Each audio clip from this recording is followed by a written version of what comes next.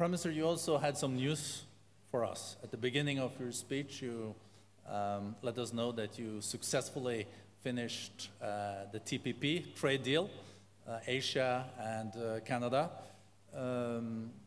I believe this can be very consequential, especially based on what you said.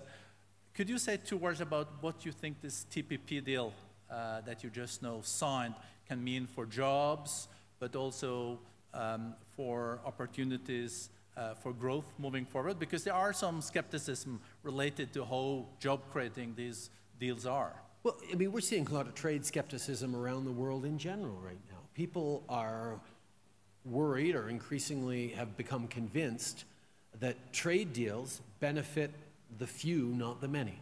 Benefit a country's bottom line, benefit multinationals, but don't benefit ordinary workers. And there have been examples of that in the past. And the challenge that Canada, fundamentally as both a progressive and a trading nation, has faced is how do we put those two things together? And our first big challenge when we came into office, and it was very much on my mind last time I was here 2 years ago, was moving forward on CETA with Europe.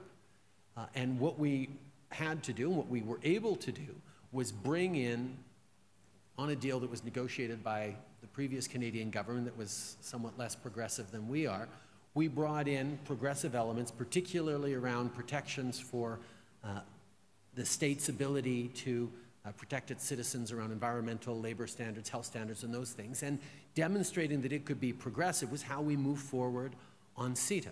Similarly, on TPP, we inherited a deal negotiated by a predecessor government that didn't have the same approach on intellectual property, on a broad range of things that we knew we had to tweak. And there were difficult negotiations. I think a number of people remember the challenges we all faced in Vietnam.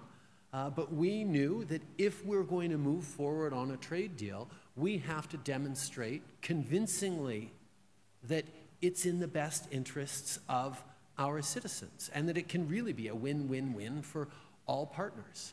That's what we're working very hard on in NAFTA, and I know that the work we were able to do with our fellow CPTPP partners in getting to this point is going to be good, not just for Canadians, but for citizens of the entire group of 11 countries in Asia that are part of this. I mean, this is an example of the pushback against globalization and anti-trade and closing off, that you can move forward, but you need to include the things that citizens care about if they're going to get support for trade. And it's not easy. It would have been easier for us to just say, okay, fine, trade is important, we'll sign in and we'll try and figure it out later.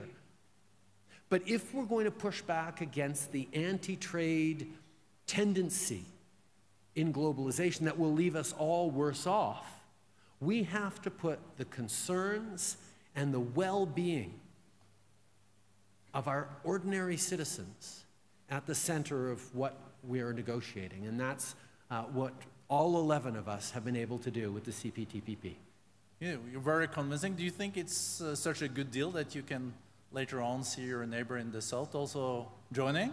We're working very hard to make sure that our neighbor to the south recognizes how good NAFTA is and that it has benefited not just our economy, but his economy and the world's economy. But we're also very much open to more trade deals involving more people, as long as it's in the best benefit of all of our citizens.